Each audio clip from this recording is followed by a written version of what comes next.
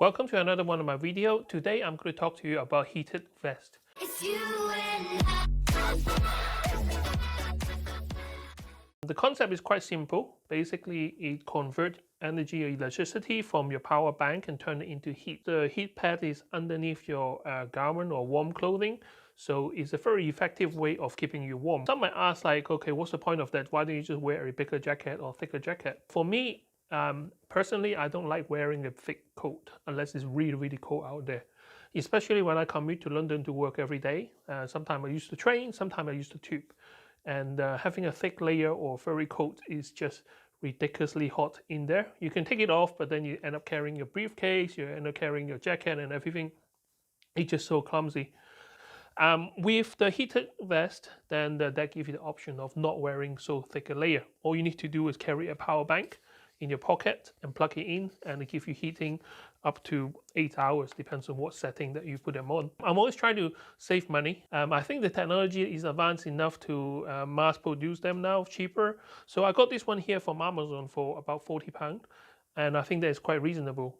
I'm not new to this technology because this is the one that I made last year, and you can see the shabby wiring here. So basically, I bought a heat pad and the control from eBay, and I sewed it into my vest like this.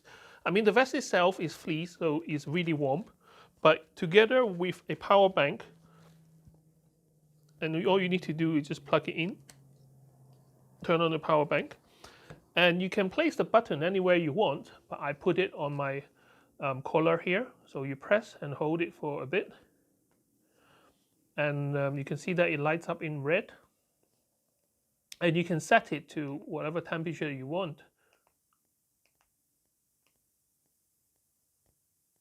But this was like I think beginning of last year winter, where the heated jacket is still like £100 or over, and I think for what it is, it basically is just a few heat pads that you can get from eBay and make your own, or you can buy something which is ready made like this one from Amazon. This is not a paid review or endorsed video. Basically, I just look around buying things that I like and I enjoy using, and I share with you guys. Now this one here is unboxing. So basically, I haven't wore this so I haven't wore this yet. So, but the concept is the same. Get rid of the box.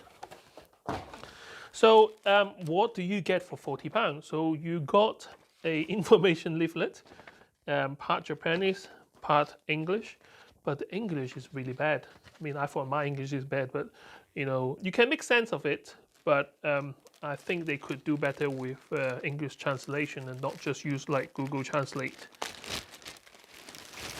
Most things from China nowadays are like that. They are improving. Now this is the large size, which is for a chest inch of 44, which is my size.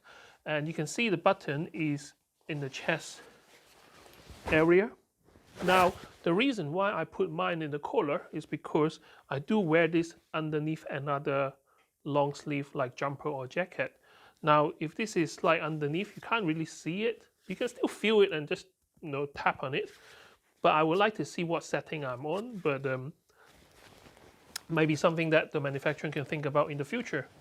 The vest itself is not really much of it. It's just black with some accent of color in the zip line. I mean, the seams are quite well made. I have seen worse before. One of the things I find the hardest with making my own is the wire. As you wear it, you stretch it, the wire needs to be able to move with it, and some of the wire kind of broken. And so you can see there is a heat pad sewn into the chest area, the back area on two sides of the chest, and there is none on the lower part of it. So you can buy different version of this. Now most of them will have only 3 pads, so one at the back, 2 in the front. The one that I made, there is actually like a five or six pad, so basically all around. it does use a lot more battery. Now, in terms of power bank, for the power bank, I prefer the 10,000 milliamps hour battery, so something like this size. I find this one is not too heavy to carry around, and at medium setting, you can actually last all day. For me, I only need it for the commuting part. My commute is about 2 hours door to door each day, so one way 1 hour, one way back, and most of the time you'll be inside the train anyway. Now, this will last you a couple of days even if you don't charge it every day. For people who work outdoor and need it to last all day, you can get power bank like this. Now this one here is 20,000, so it's actually double the size of this, and this one should last you 8 hours even on the maximum setting. I don't recommend using any small power bank like that because they will run out of juice way before your day's over. That's bizarre. They give you information leaflet, but it doesn't tell you where to power it. Right, so let's find it the old-fashioned way then. It's definitely here. I can feel the USB port here. Is there a separate hidden layer somewhere here? Oh yeah, so there's a hidden Velcro flap here inside one of the pockets, and in there you find your USB port. Now it does come with a cover like this to stop dust from getting into it, but I don't recommend washing this in your washing machine. I just don't think that will work. So let's try this one out. So you plug this in here. Make sure there is power. Yep, there is power. Now I saw the LED light up a little bit right there as you plug it in. Let me just put this away. Now for this to work, I think all you need to do is like my other vest, you just press it and hold it for a few seconds, and then it turns on. I think they got the sizing a bit wrong right there, but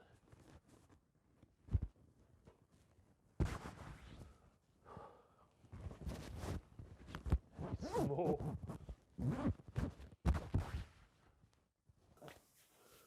Okay, now there's power to it, so you press and hold it for 3 seconds.